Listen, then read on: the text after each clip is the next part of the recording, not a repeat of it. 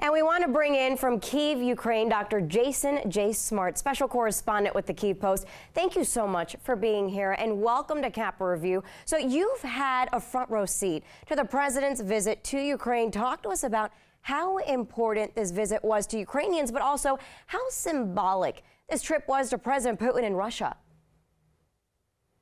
This visit was extremely important, and the Ukrainians have wanted for a long time to see President Biden come visit. And his visit did excite people. I could tell you, it was Ukraine, and it was what everyone was talking about. Now, it's for Putin, I think, quite a shock. I mean, it did upstage him for sure, and his speech that came today got a lot less of attention due to President Biden's good timing. So you also have a unique tie to this war because for the past 13 years, you've been banned from Russia for going against Vladimir Putin. Talk to us about what happened that led to this ban. So about 13 years ago, I was working with the Russian opposition to Putin, the democratic opposition, and sure enough, that is not a very popular thing. The Kremlin does not like that very much. That they were decided to no longer allow me to enter the Russian Federation for life, as they categorized me as being a threat to the nation's security. And so as a result of that, I've not been back to Russia since then. And it's something that I can't say I greatly regret. So, Jeyson, what does your story, really just anyone who goes against the Russian government, have to say about the narrative that President Putin wants to control?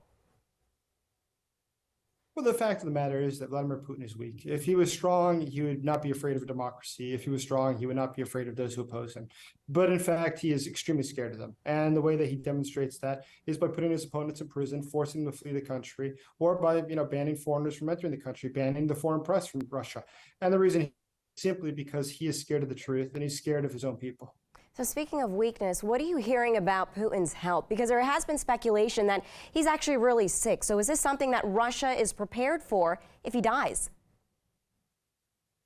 So if Putin were to die, a lot could happen. And the reality is that it's probably going to be a very, we could say, exciting period of time as a lot of people jockeying for power. It would be unlikely they would follow the constitutional method of how the new president should come to power. More likely there'd be different oligarchs and factions fighting for power. And yes, it does appear that his health is not great, and he is already 70 years old. So at any time, his health could fail him, and that would create quite a chain reaction of different events that would take place.